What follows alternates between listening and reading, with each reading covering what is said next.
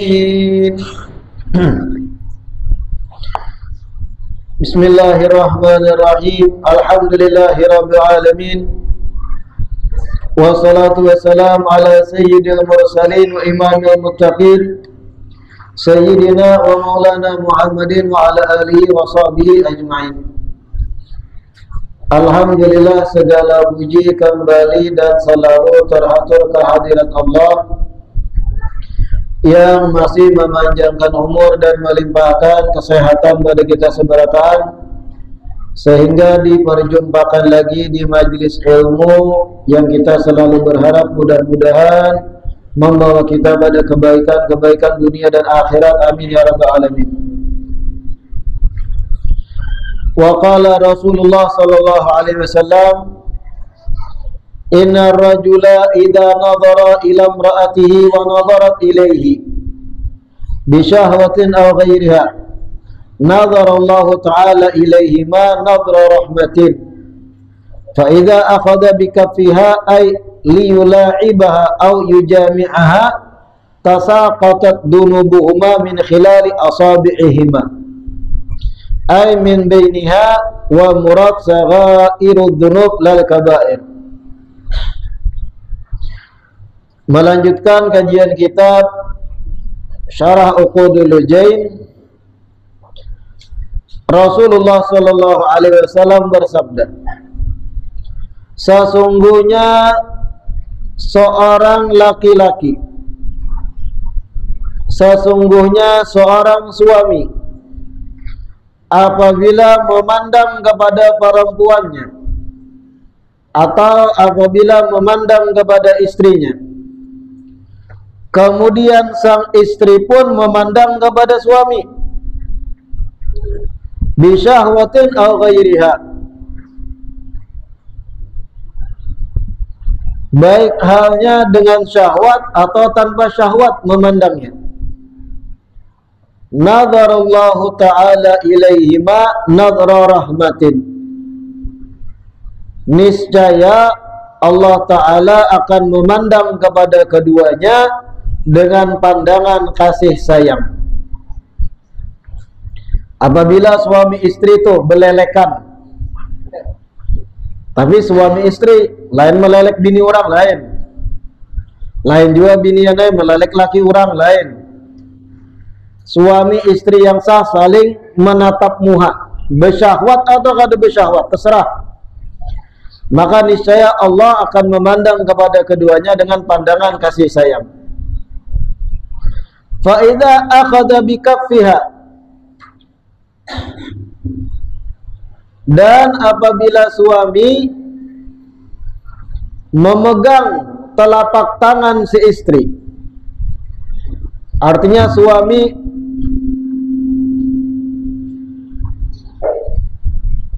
sang suami menjapai tangan bini, menjemput tangan bini gitu.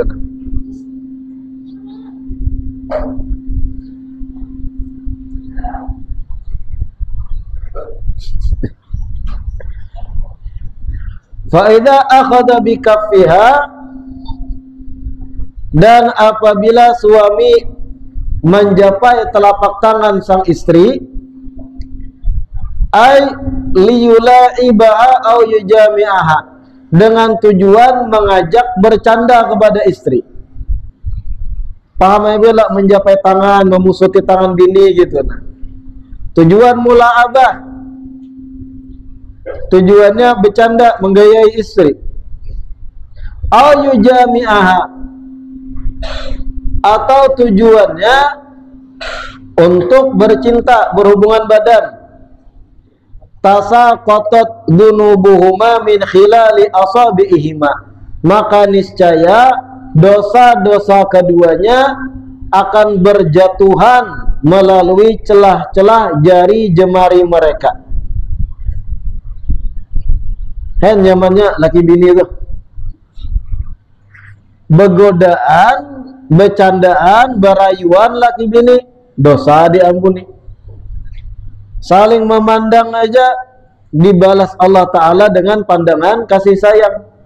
Apalagi menjapai bini seorang, apalagi sampai bercinta. tasaqatat dunubuhuma min khilal asabi'ihima, maka niscaya dosa-dosanya berjatuhan, ujar Nabi, dari sela-sela jari jemari mereka berdua. Nang jomblo menangis saya dulu. Ay min bainiha, dari sela jari-jari tadi. Wal murad saghairi dzunub la kabair. Dosa yang berjatuhan di sini adalah dosa-dosa kecil maksudnya, bukan dosa-dosa besar. Wa mahallu dzalika fima idza kana qasduhuma al-i'fafa awil walada litakthiril ummah. Ini semua terjadi apabila tujuan suami istri tadi untuk bercinta, tujuannya adalah untuk mentuntaskan syahwat satu sama lain, supaya i'faf, menjaga kehormatan. Artinya gejolak syahwat habis pada yang halal, niatnya itu berhubungan badan. Awil walad litaktsiril ummah, atau tujuannya bercinta agar dapat anak supaya memperbanyak umat Nabi Muhammad. Nah, disitulah kemudian ketika suami istri saling berpegangan sampai bercinta, dosa-dosa keduanya berjatuhan, gugur, habis. Rawahu Maisarah bin Ali wa Rafi' an Abi Sa'id Al-Khudri. Diriwayatkan oleh Maisarah bin Ali dan Rafi'i melalui jalur sahabat Abi Sa'id Al-Khudri. Wa ruya 'an Nabi sallallahu alaihi wasallam inna rajula la yujami'u ahlahu ay zawjatahu fayuktabu lahu bi jima'ihi ajru waladin dzakarin qatala fi sabilillah ay qatala al-kuffara li'ila dinillah faqutila. Diriwayatkan dari Nabi hadits yang lain, sesungguhnya seseorang itu ketika mana bersenggama dengan istrinya, sesungguhnya seorang suami itu ketika mana bersenggama dengan istrinya, kemudian dengan senggama tersebut dicatatlah baginya pahala seorang anak laki-laki yang berperang di jalan Allah, kemudian sang anak pun meninggal dalam peperangan. Sesungguhnya jar Nabi, seorang suami itu bisa mendapat pahala ketika mana bercinta dengan istrinya, kemudian pahala tersebut bagaikan ia mendapat seorang anak laki-laki yang kemudian tumbuh dewasa berjihad di jalan Allah, kemudian mati syahid dalam peperangan. Maksudnya kayak ini, terkadang dengan sekedar suami menjima istrinya dapat pahala bagaikan berisi anak lakian yang berjalan berperang di jalan Allah dan kemudian mati syahid. Menjima istrinya dapat pahala kayak itu gananya. Berisi anak yang mau berjuang di jalan Allah kemudian mati syahid tak pula. Kenapa? Karena ketika ia berjima dengan istrinya, niatnya mudahan dapat anak yang soleh. Karena niatnya kayak itu dicatat pahalanya gana kayak tadi. Kan nyamannya cari pahala. Bagi yang sudah punya istri, nang belum sabar, kapit di lawang, supaya kada macam-macam berbuat dosa.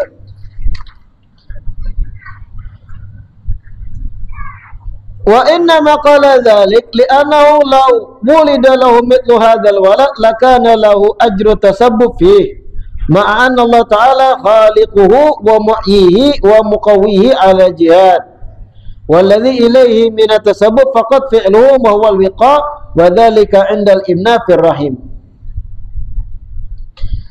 Kenapa jadi sampai dapat pahala kayak ini? Karena jar Imam Nawawi Bantani, seandainya terlahir baginya anak dari hubungan badan tadi, maka si suami itu dapat pahala menjadi sebab lahirnya si anak tadi. Sedangkan yang menciptakan anak hakikatnya adalah Allah, yang menghidupkan si anak adalah Allah, yang menguatkan si anak untuk berjihad adalah Allah. Sedangkan suami tadi menjadi sekadar sebab terlahirnya anak, yaitu apa? Berhubungan badan, yaitu pembuahan mani kepada rahim si istri. Intinya dengan suami tadi menjima istri kadang dapat pahala gana, tergantung niatnya ketika menjima. Sebelum ia menjima istrinya, ulun niat mudahan dapat anak dari jima yang halal ini, anak yang berbakti, anak yang soleh, anak yang bermanfaat bagi umat Nabi Muhammad. Lalu akhirnya bercintainya 15 menit kelawasannya. Akhirnya bercintanya. Dengan ia bercinta tadi dapat pahala itu sesuai yang diniatkannya. Wa'lam anna fi tawassuli ila walad qurbatan min arba'ati aujuh. Ketahuilah, ini penting nih, upaya untuk mempunyai anak, upaya pian hendak berisi anak, itu merupakan kurbah, bentuk pendekatan kita kepada Allah dari 4 sisi. Upaya pian hendak dapat anak itu merupakan ibadah, kayak itu nih, dari 4 sisi. Al-awwal, yang pertama, muwafaqatu mahabbatillah bisa'i fi tahsilil walad li baqa'i jinsil insan. Yang pertama atau sisi pertama, bahwasanya upaya mencari anak merupakan ibadah adalah pian itu sesuai dengan kehendak Allah Ta'ala, yaitu apa? Sesuai dengan apa yang Allah maui. Dengan pian berisi anak, pian termasuk melestarikan umat manusia di muka bumi. Artinya kadang menjadi sebab terputusnya umat manusia. Pian ada keinginan terus menurunkan umat manusia di muka bumi, lebih-lebih yang beriman.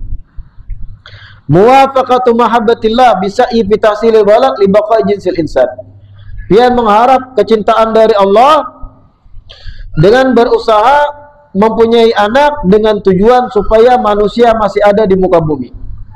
Wathani, yang kedua, bentuk mencari anak merupakan ibadah, talabu mahabbati Rasulillah fi taktsiri man bihi mubahatuh.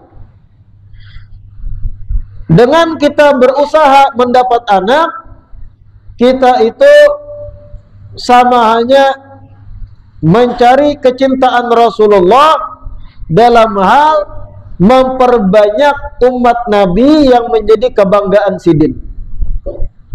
Apa tujuan menikah? Supaya bisi anak. Kenapa tujuan gesan bisi anak? Apa tujuannya?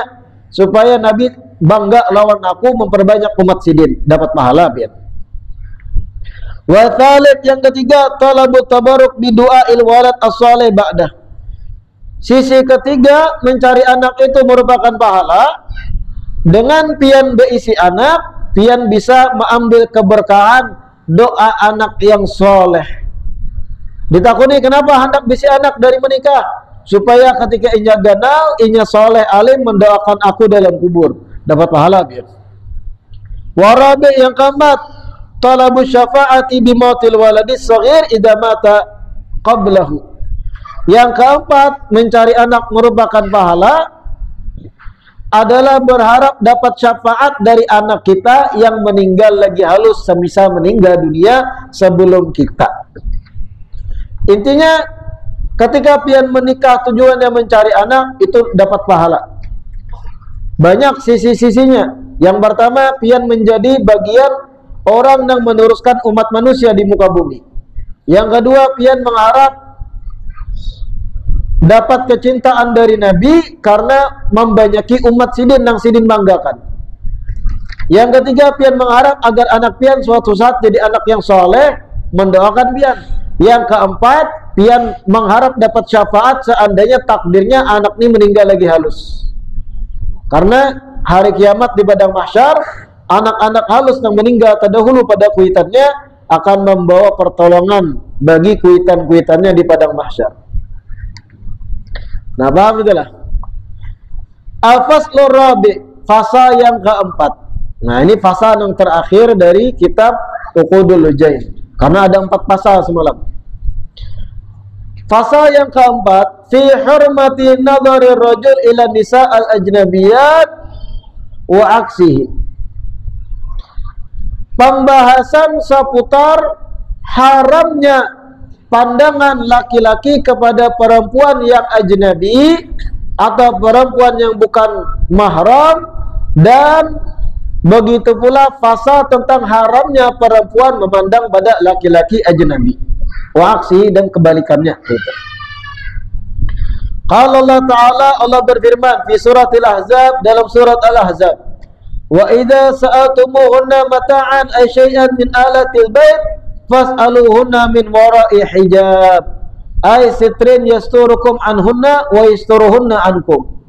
Ujar Allah Ta'ala, apabila kalian meminta kepada para perempuan alat-alat daripada alat rumahan, pian berinteraksi dengan wanita-wanita bukan mahram, fas'aluhunna min wara'i hijab, maka mintalah kepada perempuan yang bukan mahram tadi melalui di belakang hijab atau penutup.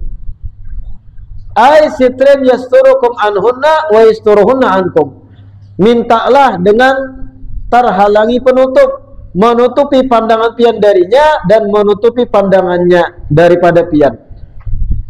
Kayak itu dasarnya, menghindari saling bertatapan kepada yang bukan mahram. Wa qala ta'ala, Allah berfirman di ayat yang lain fi surat An-Nur, dalam surat An-Nur, qul lil mu'minina yaghuddu min absarihim, katakanlah pada orang-orang yang beriman, katakanlah pada laki-laki yang beriman, yaghuddu min absarihim, hendaknya mereka menundukkan pandangan mereka, ay amma la yahillu lahum nadaruh, tundukkan pandangan mereka dari apa-apa yang kada halal untuk dipandang. Wa yahfadhu furujahum, dan perintahkan pada laki-laki yang beriman agar menjaga kemaluan-kemaluan mereka, ay amma la yahillu lahum fi'luhu biha, dari hal-hal yang kada halal dilakukan dengan kemaluan. Dzalika azka, itu lebih baik bagi mereka, lahum. Innallaha khabirum bima yasnaun, sesungguhnya Allah mengetahui dengan apa-apa yang mereka perbuat. Ay bil absar wa furuj fayujazihim alaih. Allah mengetahui pandangan-pandangan mata yang mencuntan, pandangan mata yang syahwat, dan mengetahui apa aja yang digawi oleh para lelaki dengan kemaluannya masing-masing. Wa qul lil mu'minat, dan katakanlah pada wanita-wanita yang beriman, yaghdudna min absarihin, hendaknya juga para wanita yang beriman menundukkan pandangannya juga, amma la yahillu lahun nadaruh, dari apa-apa yang kada halal bagi para bebinian untuk memandangnya. Wa yahfadna furujahun, dan hendaknya para perempuan pun menjaga kemaluan-kemaluan mereka, amma la yahillu lahun fi'luhu biha, dari apa-apa yang kada halal untuk mereka lakukan dengan kemaluannya. Jadi kayak ini, wanita-wanita beriman, kemudian laki-laki yang beriman, itu dalam Al-Quran Allah Ta'ala menyuruh kita menundukkan pandangan. Artinya jangan tapi beitih kepada lawan jenis, jangan tapi ketuju maniring-niring, maitih-itih, melihat-lihat mahasinan nisa, keindahan-keindahan wanita yang bukan mahram. Kita disuruh akan menundukkan, jangan, dan jaga kemaluan, ujar Allah. Urutannya pandangan dulu tundukakan, hanya kemaluan jaga. Kenapa kayak itu? Karena kemaluan itu bereaksi melalui pandangan umumnya. Kadang ada juga melalui sentuhan, tapi kadang mungkin dijabai orang pun biar. Melalui pandangan dulu lakiannya maitih nang kadang-kadang menonton adegan-adegan nang wow, paham ya bila menonton film-film nang kadang karuan tampuh dengan matanya memandang, reaksinya lalu kena ke kemaluan bakaras, selalu bingung kemana melampiaskan, terjadilah kemaksiatan di situ. Ada yang dilampiaskan dengan cara yang kada benar, ada yang dilampiaskan dengan naudzubillah memperkosa orang lewat, saking rusak akalnya dah kada tahan lagi.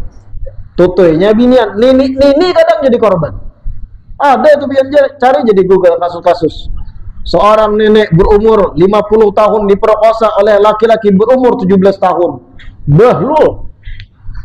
Kenapa demikian? Melalui pandangan mata awalnya. Nonton film yang kada-kada, syahwat bergejolak, otak kada normal. Karena orang yang katuju dan karancakan menonton adegan syahwat itu, otaknya bahalus. Otak moralnya tuh, otak bagian depannya tuh bahalus menurut penelitian. Mengerucut. Yang mana otak bagian depannya fungsinya mengatur moral, tata krama, sopan santun tuh bagian otak depan. Laki-laki nang matanya rancak menonton film-film nang kada karuan tampu, atau kita sebut bokep. Tontonnya hari-hari kecanduan, hari-hari berjam-jam nonton itu, padahal bujangan, kada ada pelampiasan. Itu otak depannya mengeruk bagus. Lalu kena pandirannya bebarang, kada ada tata krama, kada berpikir mana baik mana buruk. Binian lewat sorangan dan kebetulan berpapasan tengah hutan, hak tutuinya hantuknya berkosanya. Akibatnya otak tadi mengeruk. Makanya disuruh menundukkan pandangan. Hanya yang kedua, jaga kemaluan. Karena kemaluan ini reaksi dari apa yang dilihat di mata. Dan ini bukan cuma lakian binian sama, jangan binian dengarakan tuh lakiannya. Tujuan sama buan pian binian nonton Korea, nonton drakor, melihat bebuhan boyband Korea, bagusnya, intinya kuci apa nonton nang boyband nang plastiknya tuh. Wah, itu sama syahwat, tapi memang beda bentuk syahwat lakian dan binian. Tapi sama syahwatnya tuh. Diperintah juga binian menundukkan pandangan. Ada kau melihat lakian bunga segini, wow, sama disuruh tundukkan pandangannya. Binian inilah sudah punya suami misal, karancakan melihat selebritis atau artis di sinetron, film, nang bungas-bungas, karancakan metih. Kembali kepada dunia nyatanya setelah nonton film, melihat muka laki seorang muring, rusak kena hatinya. Mau jauhnya langit dan bumi ya. Macam-macam alasan tuh laki minta jatah. Aku yuk, ini padahal terpengaruh otaknya karancakan melihat laki-laki yang bukan mahram nang di matanya bungas. Makanya kurangi memandang nang kadang-kadang. Kalau kawa rancaki binian melihatin nang kada baik, warik. Maksudnya kada baik itu lihat warik terus mah uwa pandang kada haram bin mana uwa kada haram. Uwa nang di pohon itihi 2 jam.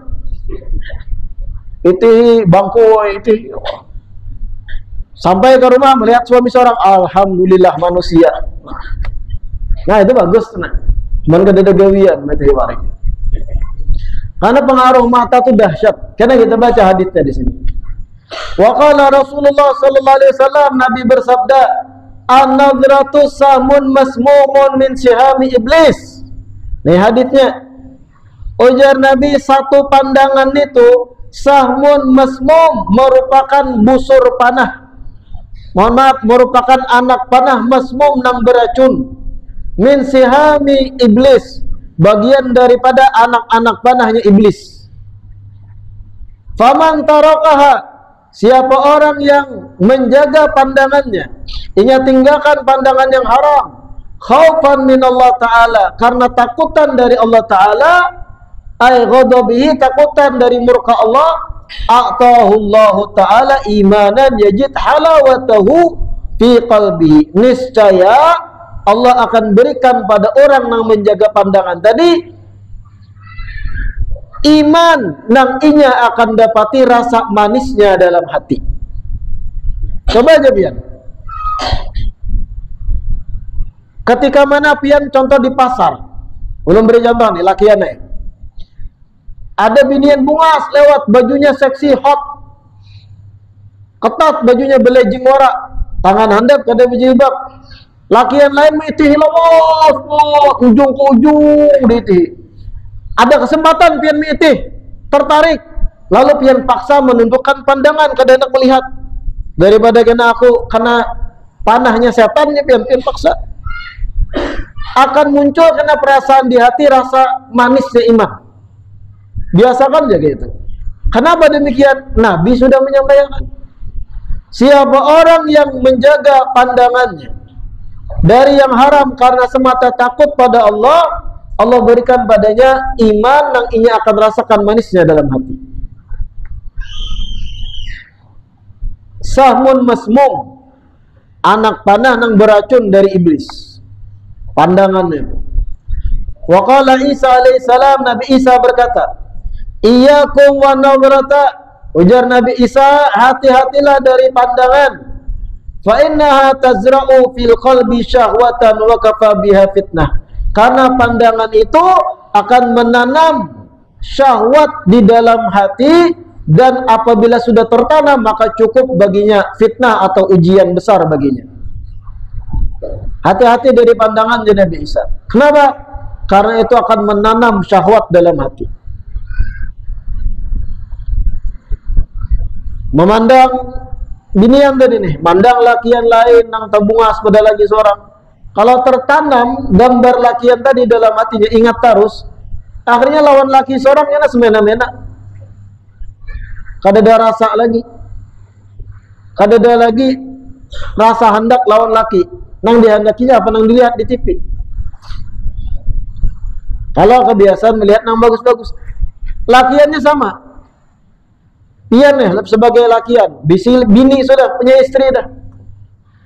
Bini pian biasa aja, ya dibilang bungas kada, dibilang kada bungas ya. Contohnya, ketika mana pian sebagai suami rancak melihat bini yang lain di luar, bisa jadi kena rasa sayang lawan bini itu berkurang. Hubungan jadi hambar karena suami istri, bertahan hubungan gara-gara anak wara. Kada ada lagi rasa nyamannya, kada ada lagi rasa romantisnya. Tapi tetap suami istri mempertahankan. Kenapa? Gara-gara anak. Kalau hubungan sekedar gara-gara anak, kada nyaman lagi pernikahan itu. Ya, tapi tetap harus diteruskan. Apa sebab? Karancakan meitihi binian lain. Nah, itu bahayanya pandangan itu juga. Tazra' fil qalbi syahwah, akan menanam dalam hati rasa syahwat pada yang lain. Dan ingat, nyatakan lakian nih. Ingatakan nih, yang pertama, nangaran setan, yang ngaran iblis akan selalu menghiasi wajah wanita yang haram bagi kita seakan-akan cantik. Karena ada pembahasan ini di halaman berikutnya.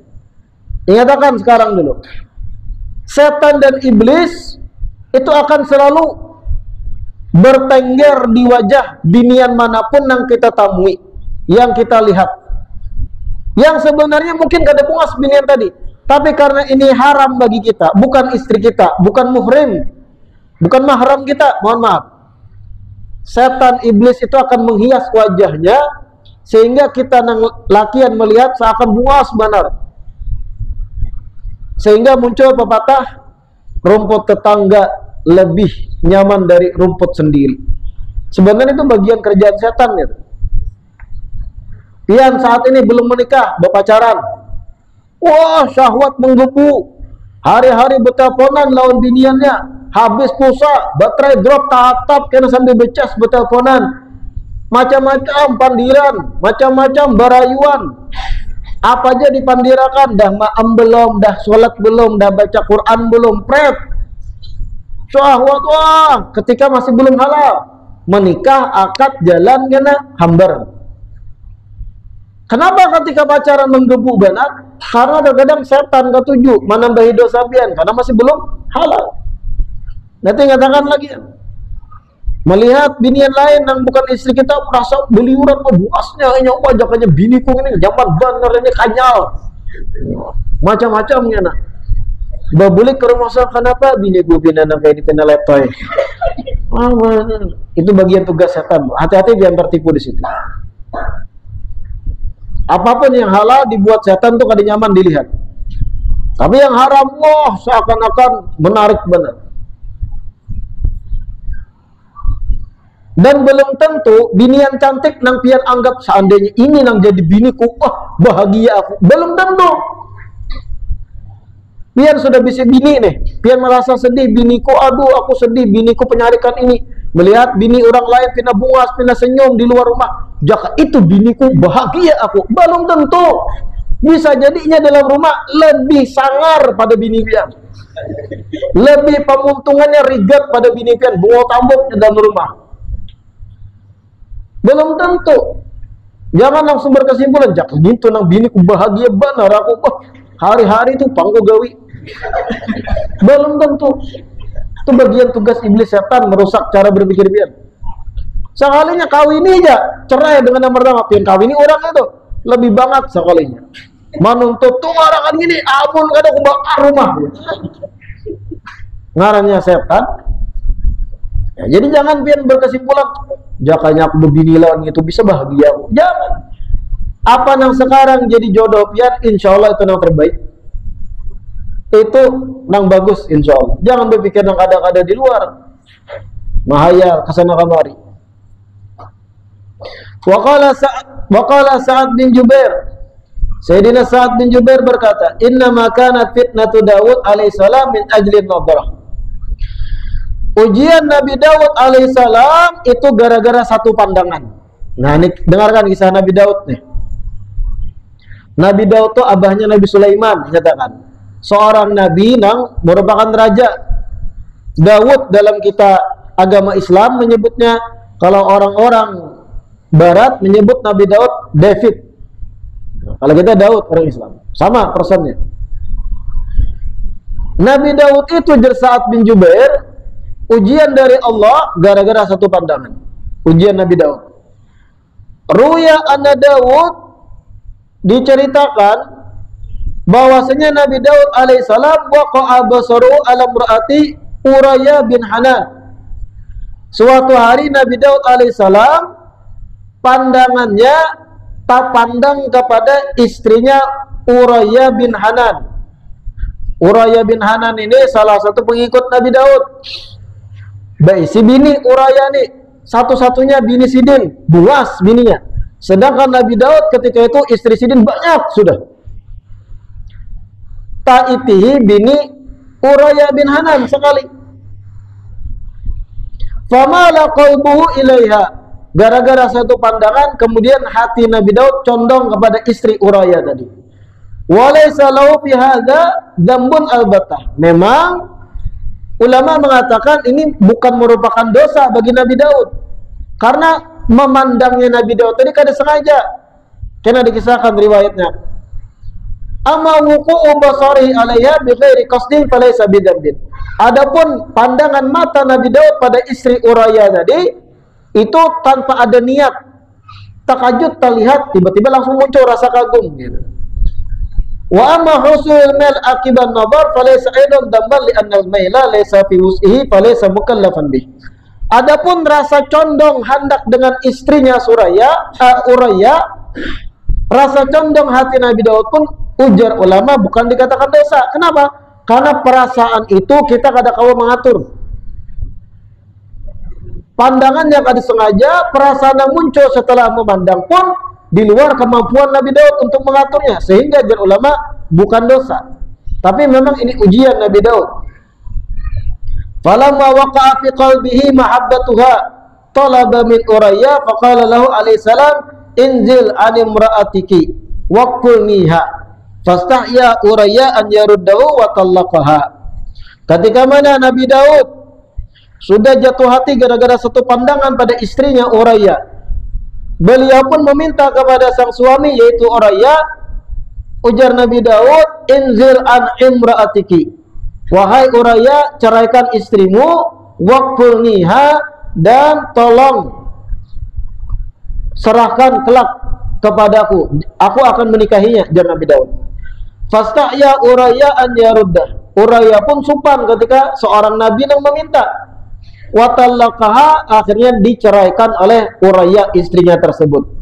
Wa kana dzalika jaizan fi syari'ati Daud mu'tadan fi ma baina ummati ghairu mukhillin bil mur'ah. Dan proses semacam ini di zaman Nabi Daud itu halal, boleh. Di zaman Nabi Daud boleh, dan rancak sudah terbiasa umat Nabi Daud melakukan hal demikian. Jadi di zaman Nabi Daud alaihissalam itu meminta kawan agar menceraikan bini untuk dinikahi itu biasa. Cuman di zaman kita, di syariat Nabi Muhammad, ada boleh kita kayak itu. Melihat bini kawan puasnya, ceraikan, aku jegin mau ini. Jangan, tamparnya dia. Bisa jadi bunuhnya dia. Ada boleh. Dan suami harus cemburu ketika mana istrinya disyahwati oleh laki yang lain.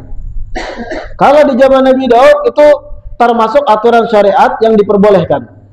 Dan sudah terbiasa umat Nabi Daud dengan hal itu, kada heran lagi. Dan bukan sesuatu yang hina, tercela. Bukan sesuatu yang mukhilil muru'ah, yang menurunkan derajat kehormatan, kada. Sehingga Nabi Daud itu melakukannya. Fakana yaqa ba'dhum ba'dan an yanzila an zawjatihi fayatazawwajuha idza a'jabathu. Umat Nabi Daud itu biasa satu sama lain memohon kepada kawannya agar menceraikan istri masing-masing untuk dinikahi. Sehingga kemudian setelah itu dinikahi apabila istri kawannya itu memukaunya. Dan itu biasa di zaman Nabi Daud. Hadza wa in kana jaizan fi dhahiri syariati illa annahu la yalik li tarkihi al-afdal. Memang di zaman Nabi Daud itu boleh, mubah, halal itu. Tapi karena Nabi Daud seorang nabi, lebih afdal jangan menggawi. Nah, kayak itu maksudnya. Sehingga ini menjadi ujian bagi Nabi Daud. Nabi itu ada mungkin berbuat dosa karena maksum. Tapi terkadang tergawi sesuatu yang kada pas, ada yang lebih pas. Lalu ditagur dari sisi itu Nabi Daud alaihissalam. Karena Nabi Daud dari ulun tadi sudah banyak istri sidin, banyak istri sidin. Sedangkan Uraya ini istri satu-satunya. Tetap diminta Nabi Daud, ceraikan aja istri biar aku akan menikahi. Memang ini halal, tapi ditagur tetap oleh Allah karena ada layak dilakukan oleh seorang nabi. Yang pertama sidin sudah banyak bini, yang kedua Uraya hanya punya istri itu satu-satunya. Walidzalika atabahullah ala dzalik, oleh karenanya Nabi Daud pun dimarahi oleh Allah atas perbuatan itu. Tsumma intalaba Daud imra'ata Uraya. Inna talaba Daud imra'ata Uraya li sirrin ya'lamuhu Allah ta'ala. Wa huwa annahu lamma tazawwaja atat lahu bi Sulaiman alaihissalam fa hiya ummuh. Kemudian di satu sisi, walaupun Nabi Daud itu dicela Allah, ditagur Allah karena memaksa umatnya mentalak istrinya sehingga dinikahi oleh Nabi Daud, di sisi lain ada hikmahnya kejadian ini, ujar ulama. Apa hikmahnya? Ternyata istri Uraya yang dicerai tadi kemudian dinikahi Nabi Daud. Setelah dinikahi hamil, lahirlah Nabi Sulaiman dari sang istri yang ini. Nah, ini hikmah dibalik itu pula. Cuman terkadang ini ujian dahulu bagi Nabi Daud, ditagur. Bagaimana rinci kisah taguran tadi? Waruya anna Daud alaihissalam tamanna yawman min ayyam manzilata abai Ibrahim wa Ishaq wa Yaqub. Kisahnya adalah suatu hari Nabi Daud itu berangan-angan. Nabi Daud ini dengan kekayaannya yang banyak, raja situ, King Daud, King David, ujar orang barat. Banyak pengikut, istri banyak, selir banyak, kekayaan melimpah. Suatu hari Nabi Daud itu merenung, berharap dapat juga kedudukan dari kakek moyang sidin, Nabi Ibrahim, Nabi Ishak, Nabi Yaqub, nabi-nabi terdahulu. Nabi Daud ini termenung dengan kekayaannya. Jakanya aku yang kayak kakek moyangku, hidup sederhana, dapat ujian terus dari Allah sehingga derajat bertinggi. Lalu memohon, meminta kepada Allah agar diuji. Wa sa'ala alaihissalam rabbahu an yamtahinah. Hendak juga Nabi Daud dapat ujian kayak Nabi Ibrahim. Nabi Ibrahim diuji dengan apa? Disuruh menyembelih anak seorang. Anak juga dapat ujian. Ujian Nabi Ishak, Nabi Yaqub dan yang lain. Lalu memohonlah Nabi Daud, ya Allah beri ulun ujian lah. Terlalu nyaman hidup. Kamam tahanahum wa yatihi min fadli ma atahum. Dengan harapan ketika Allah uji, Allah pun akan memberikan keutamaan besar bagi Nabi Daud. Lalu ujar Allah, fa'auhallahu ta'ala ilaih. Allah jawab permintaan Daud. Innaka tubtala fi yawmin kadza fahtaris.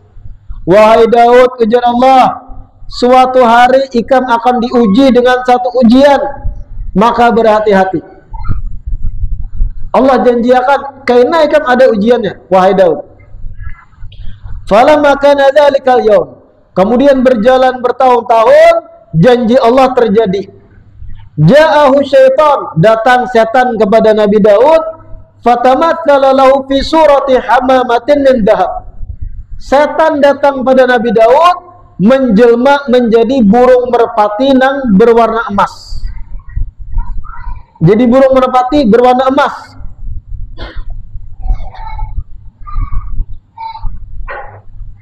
Min kulli launin fiha min kulli launin hasan. Burung merpati emas yang mana warna-warninya pun sangat indah. Jelmaan iblis tadi, jelmaan setan tadi. Fa'ajabahu husnuha. Kemudian Nabi Daud melihat merpati emas tadi, terpukau bagusnya aja Nabi Daud. Famadda yadahu liya'khudhaha. Lalu dibentangkan tangan Nabi Daud untuk menangkap merpati emas tadi. Wa yuriha Bani Israel. Tujuan Nabi Daud, kalau aku tangkap, aku tampaykan dengan umatku Bani Israel. Liyamburu ila qudratillahi ta'ala, sebagai bukti ini ciptaan Allah luar biasa. Allah maha mampu menciptakan merpati dari emas. Lalu hendak ditangkap oleh Nabi Daud. Tujuannya bisa menampakkan pada umat sidin. Fatarat ghaira ba'id. Tapi ternyata merpati emas yang merupakan jelmaan setan tadi terbang karena kalau ditangkap. Fatabi'aha, diumpati oleh Nabi Daud kemana terbang. Fatarat min quwwatin atau min quwwatin. Kemudian burung merpati setan tadi yang emas melewati satu celah.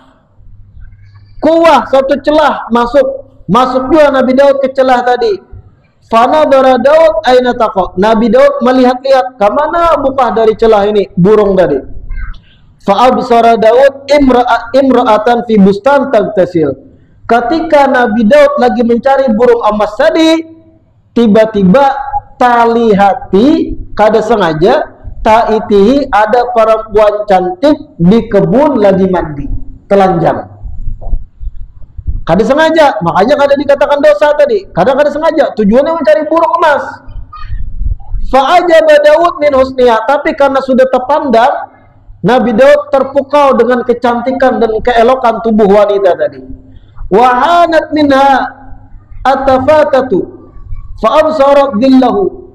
Kemudian bebinian tadi itu menoleh. Mungkin mendengar bunyi ada apa, menoleh binian tadi yang lagi mandi, melihat ada bayangan lakian. Akhirnya fana qabat sya'raha faqatta badanaha. Rambutnya tadi langsung diuraikan menutupi badannya yang telanjang. Panjang sekalinya rambut binian cantik tadi, lalu diurai ke bagian depan dari tubuhnya sehingga tertutup auratnya. Fazadahu i'jaban. Nabi Daud melihat pemandangan itu bertambah kagum lagi, rambutnya ternyata indah. Akhirnya singkat cerita Nabi Daud sa'alana, bertakun masyarakat sekitar, ada perempuan ciri-cirinya begini, siapa perempuan tadi? Faqila lahu, kemudian disampaikan pada Nabi Daud, innaha imra'atu Urayya. Perempuan tersebut istrinya Urayya tadi. Akhirnya didatangi oleh Nabi Daud Urayya. Fatalaba minhu an yutalliqaha liyatazawwajaha. Akhirnya Nabi Daud mendatangi Urayya, memohon ceraikan istrimu, aku akan menikahinya. Fadzalika jaizun min ghairi nakir. Di zaman Nabi Daud itu boleh tanpa diingkari. Illa anna Daud alaihissalam li'idhami manzilatihi wa irtifai martabatihi wa uluwi sya'nihi la yanbaghi lahu an yas'a rajulan laysa lahu illa imra'atan wahidah an yanzila anha fayatazawwajuha maka tertenisaih. Hanya saja Nabi Daud dengan keagungannya dan tingginya kedudukan serta tingginya maqam seharusnya kada layak meminta pada seorang lelaki yang hanya punya satu istri untuk menceraikannya untuk dinikahi oleh Nabi Daud. Sedangkan Nabi Daud sendiri banyak sudah istrinya. Kada layak walaupun itu boleh. Sehingga Allah pun mencerca Nabi Daud dari sisi ini. bal kana munasibul lahu an yaghliba hawa wa yasbir ala mamtahana bihi. Yang seharusnya Nabi Daud itu menahan nafsunya dan bersabar atas apa yang diuji oleh Allah. Karena Nabi Daud seorang minta uji. Ujiannya jatuh pandangan pada wanita cantik yang ternyata sudah punya suami. Seandainya Nabi Daud menahan nafsunya kada minta cerai kepada sang suami, lolos ujian dari Allah Subhanahu wa taala. Namun hikmah di balik ini tadi, dinikahilah oleh Nabi Daud istrinya Uraya dan lahirlah Nabi Sulaiman alaihissalam. Intinya memang skenario Allah juga. Hanya saja ini pelajaran bagi kita berataan. Terkadang satu pandangan itu bisa merusak cara berpikir kita. Makanya hati-hati benar memandang itu. Walau kada sengaja, tak terlihat binian muas, kada sengaja hilang akal pikiran. Kayak pacarnya aku harus menikahinya, aku dibunguli biniannya. Tukarakan ini kak, tukarakan ini kak. Anu kak ai pian jual ginjal pian demi kita. Hakun. Gara-gara apa? Satu pandangan. Nah, ini kacaunya pandangan tadi. Falidzalika atabahu Allah taala, oleh karenanya Allah taala pun mencerca Nabi Daud karena kada lolos ujian masalah pandangan tadi. Wa qala Daud libnihi Sulaiman alaihi salam. Nah, ini tadi. Nabi Daud berpesan kepada putranya Nabi Sulaiman, ya bunayya imshi khalfal asad wal aswad. Wahai anakku, jar Nabi Daud, berjalanlah engkau di belakang singa atau di belakang ular hitam yang besar. Kada papa ikam, maksudnya berjalan di belakang singa. Singa di muka, ikam di belakangnya. Kada papa. Atau ular raksasa hitam di muka, ikam di belakangnya. Jalan jangan kada papa. Wala tamshi khalfam ra'atin, wala tamshi khalfal mar'ah. Tapi jar Nabi Daud, jangan sekali-kali engkau berjalan di belakang bebinian. Paham lah ya? Ujar Nabi Daud pada Nabi Sulaiman, silakan ikam berjalan di belakang singa sekalipun, gak ada apa-apa. Silakan ikam berjalan di belakang ular besar warna hitam raksasa, kada apa-apa. Kada terlalu berbahaya dibandingkan bahayanya ikam berjalan di belakang bebinian. Binian di muka pian berjalan, pian di belakangnya. Jangan, jangan Nabi Daud. Kenapa? Celah gana bagi setan merusak pandangan kita. Pian tahu aja binian berjalan itu apa? Binian di muka pian berjalan, biar menutup aurat, biar berjilbab. Apalagi bujangan, lakiannya. Ibarat ulun beri contoh nih, masjid 2 kilo atau 1 kilo. Hari raya Idul Fitri, biasanya binian sembahyang juga kan? Sama-sama di jalan yang sama, pian berjalan tapa umbai muka pian binian. Pian di belakang. Jangan, hindari kayak caranya.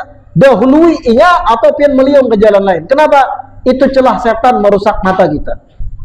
Sambil berjalan melihat binian, gedeo berjalan. Paham aja pian lah.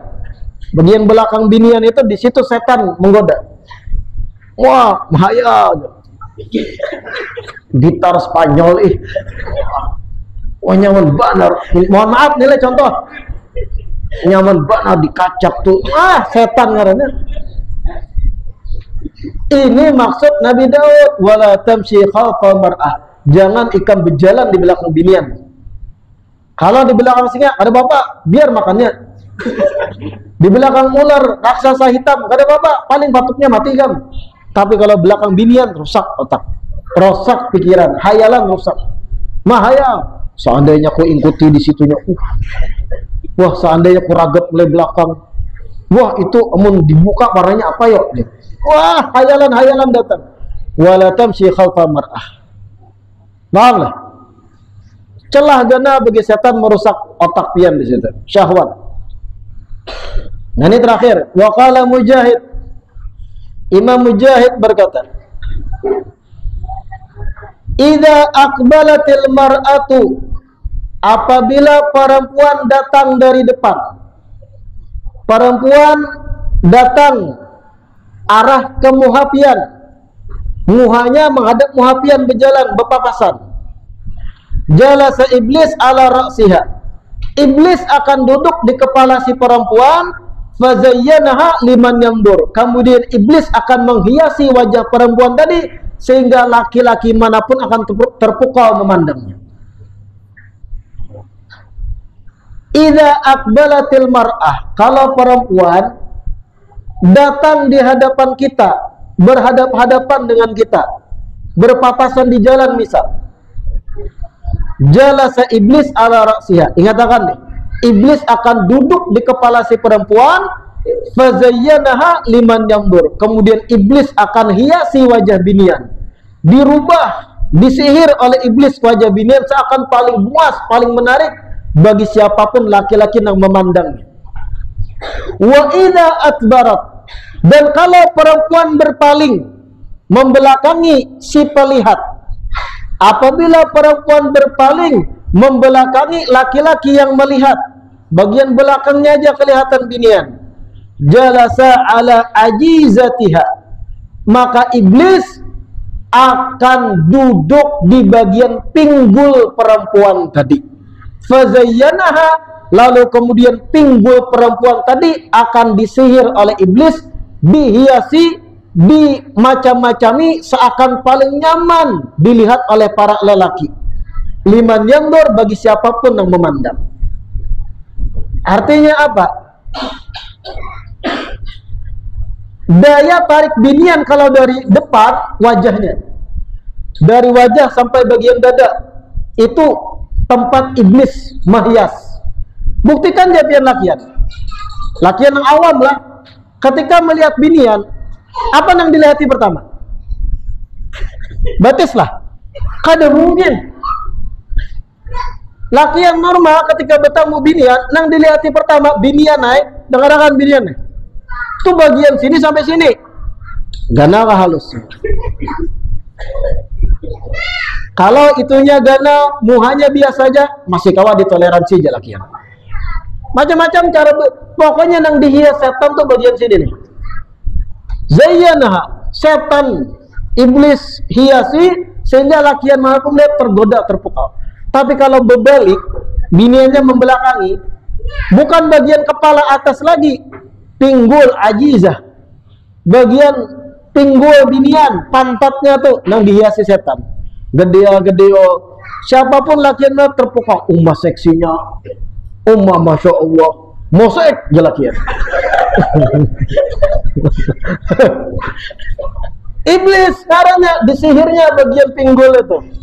Makanya jar Nabi Daud, wala tamshi khalfal mar'ah, jangan sekali-kali berjalan di belakang binian.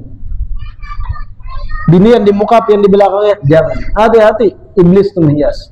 Naji iblis sambil duduk di pinggul, itihina, wah kanyau, wah ini gede-gede, wah ini mantul, mosek, ya iblis. Makanya hati-hati benar dari pandangan. Wakil Yahya alaihissalam, wallahu a'lam. Insyaallah kita lanjutkan di perjumpaan berikutnya. Rabbana anfa'na bima 'allamtana, Rabbi 'allimna alladhi yanfa'una, Rabbi fakina wa faki ahlana, wa qarabatin lana fi dinina, ma'alil qutri unda wa zakar, Rabbi waffiqna wa waffiqhum lima tardadi qawlan wa fi'lan karama, warzuqil kulla halalan daima, atqiya ulama, nadha bil khairi wa nubba kulla syar, Rabbana aslih lana kulla syun, wa akirra bir ridha minkal uyun, waqdi anna Rabbana kulla duyun, qabla an ta'tiyana rusna manun, واغفر السر أنت أكرم من ستر, وصلاة الله تغشى المصطفى من إلى الحق دعانا والوفاء, بكتاب للناس شفاء, وعلى الآل الكرام شرفاء, وعلى الصابر مصابيح الغرر. اللهم اهدنا بهداك واجعلنا ممن يسارع في رضاك, ولا تولنا وليا سواك, ولا تجعلنا ممن خالف أمرك وعصاك, wa hasbunallahu wa ni'mal wakil, wa la haula wa la quwwata illa billahil aliyyil azim.